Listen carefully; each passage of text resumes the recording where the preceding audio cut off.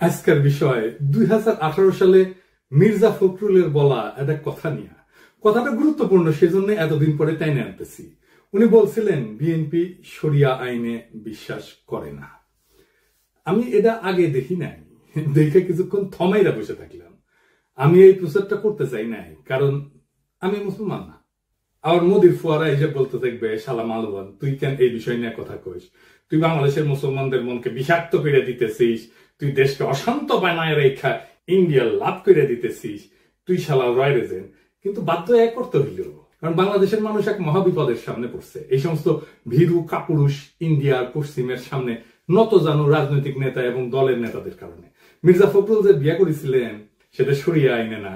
কাজী অফিসে যে বিয়া হয় সেটা শরিয়া নিকার শর্ত পূরণ করে এবং একই সাথে রাষ্ট্রীয় আইনের স্বীকৃতি দেয়। অর্থাৎ কাজী অফিসের নিকা আসলে শরিয়া প্লাস সিভিল আইনের কম্বিনেশন। শরিয়া আইনে বিশ্বাস মুসলমানদের জন্য আবশ্যিক।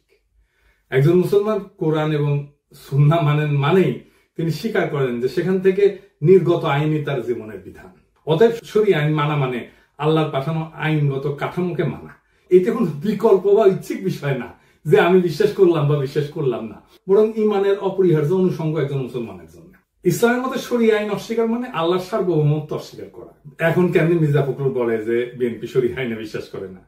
এই যে এখন তো তারা বলে না যে মৌলবাদে তারা বিশ্বাস করে না, এটা ওই সময়ে দেওয়া সাক্ষাৎকারে আছে। মানে এটা এসে দিয়েছিল ইন্ডিয়ান এক্সপ্রেসের সাথে, মানে ইন্ডিয়ান মিডিয়ার সাথে দেওয়া সাক্ষাৎকারে এই কথাগুলো বলছে।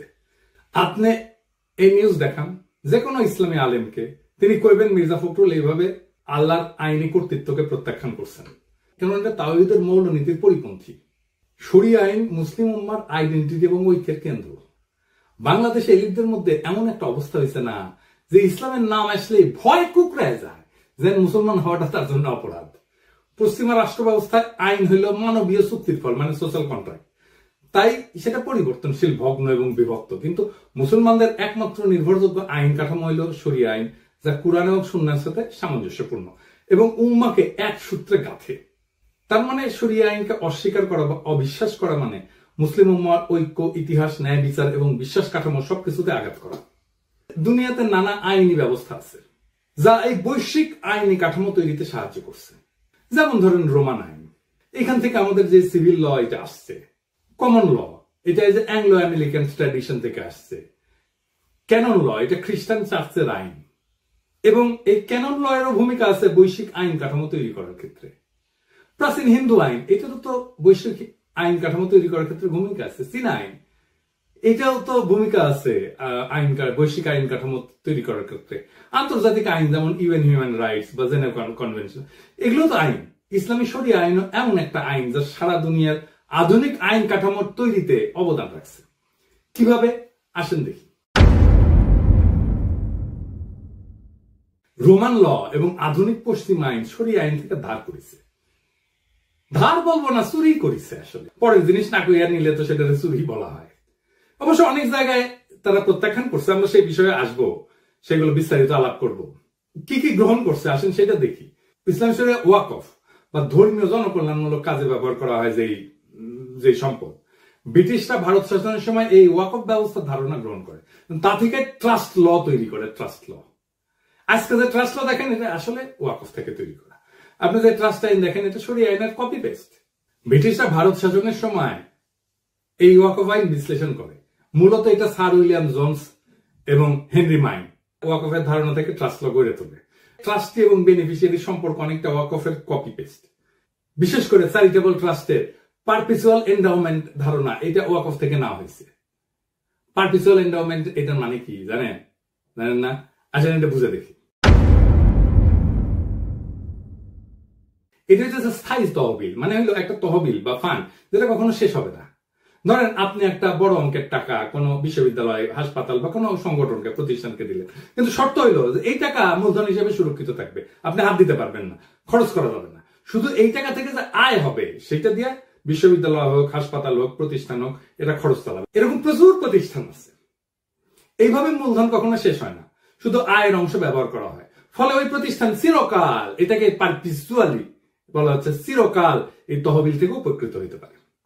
এটা এক ধরনের চিরস্থায়ী সম্পদ যা দিয়ে কোনো প্রতিষ্ঠান প্রজন্মের পর প্রজন্ম ধরে লাভবান হয়। বাংলাদেশের সরকারের সাই তহবিল দিয়ে প্রতিষ্ঠান চালায় কিন্তু, যেমন বিআইডিএস। তো মির্জা ফখরুল কি ওই টাকা ফেরত চাইবেন যে এই টাকা তো ফেরত দাও? এটা তো শরিয়া আইনের মতো একটা ব্যবস্থা থেকে আসছে এই ফান্ড। তারপরে ধরেন শরিয়া আইনের কর্জে হাসানা, এটা তো সরাসরি শরিয়া আইন, ইসলামী ফিকা থেকে উদ্ভূত। কোরআনে কর্জে হাসানার কথা আসছে সূরা আল বাকারায়, শুধু তাই না সূরা আল হাদিদেও আসছে। এর অর্থ হইল আল্লাহকে উত্তম ঋণ দেওয়া, মানে কারো উপকারে সুদ মুক্ত ঋণ দেওয়া, যা পরে ফেরত নেওয়া হবে কিন্তু কোনো সুদ বা মুনাফা নেওয়া যাবে না। ইসলামে এটা একটা সাদকা জারিয়া বা অবিরাম সওয়াবের কাজ হিসেবে ধরা হয়।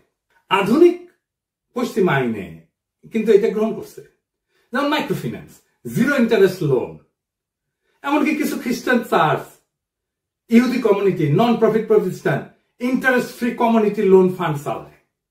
আপনি জিরো ইন্টারেস্ট লোন বলতে পারবেন, কিন্তু যেই আইডিয়া থেকে এই জিরো ইন্টারেস্ট লোন আসলো সেই শরিয়া আইনের কথা বললে স্যাট করে উঠবেন। শরিয়াতে আমানা বা বিশ্বাস ভিত্তিক সম্পদ রক্ষা একটা বড় দায়িত্ব। এটা একটা খুবই মৌলিক কনসেপ্ট শরিয়া আইনের।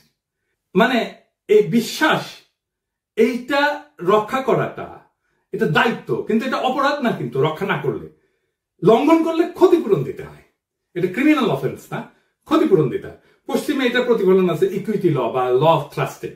এই ল অফ ট্রাস্টের ধারণাটা এই বিশ্বাস ভিত্তিক দায়িত্ব থেকে উদ্ভূত।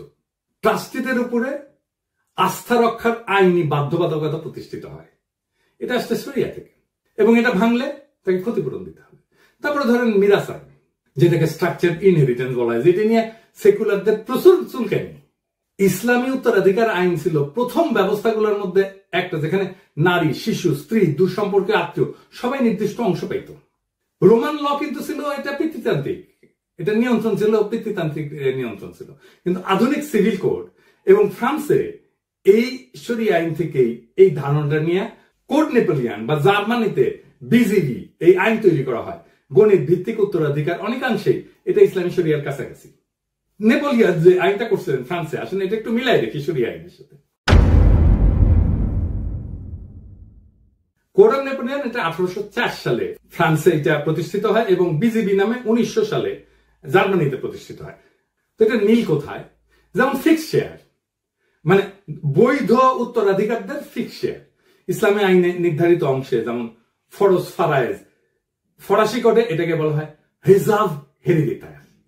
কিছু অংশ সন্তানদের জন্য সংরক্ষিত, আপনি ইচ্ছা করলেও সেটা বাতিল করতে পারবেন না। সন্তান এবং স্ত্রীর জন্য একটা প্রায়োরিটি আছে ইসলামে। স্ত্রী, স্বামী, সন্তান, পিতামাতা এদের অংশ সুনির্ধারিত। এই নেপোলিয়ান কোডেও স্পাউস মানে স্ত্রী এবং লেজিটিমেট চাইল্ড, বৈধ সন্তান, এদের জন্য লিগাল মিনিমাম একটা ইনহেরিটেন্স ধার্য করা হয়েছে।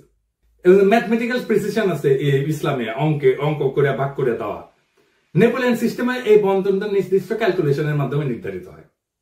মানে ধরে যদি একজন স্ত্রী এবং 2 সন্তান থাকে, তাহলে কার অংশ কত হবে, স্ত্রী কত পাবে, সন্তান কত পাবে, সেটা আইন দিয়ে নির্ধারিত এই নেপোলিয়ান লয়ে। তারপরে ধরেন উইল করার ক্ষমতা। ইসলামে কিন্তু উইল করে সম্পদের সর্বোচ্চ 1/3 বিতরণ করা যায়, তার চেয়ে বেশি না। বাকি অংশ আইন মাফিক বন্টন করা হবে তার উত্তরাধিকারদের সাথে। নেপোলিয়ান কোডেও আপনি উইল করে কেবল নির্দিষ্ট অংশ বিতরণ করতে পারবেন, বাকিটা আইনের নির্ধারিত অংশ অনুযায়ী হবে। তারপরে ধরেন টর্ট আইন বা দিয়া, সিভিল কম্পেনসেশন যেটাকে বলা হয়, এটার ঐতিহাসিক শিকড় কিন্তু শরিয়াতে। শরিয়াতে ইচ্ছাকৃত ক্ষতি বা অনিচ্ছাকৃত মৃত্যুর জন্য ক্ষতিপূরণ, যেটাকে বলে দিয়া। পশ্চিমেও টর্ট ল বা ডেরেক্ট, এটা তৈরি হয় এই ধারণা থেকে, কারো উদ্দেশ্যে কেউ ক্ষতিগ্রস্ত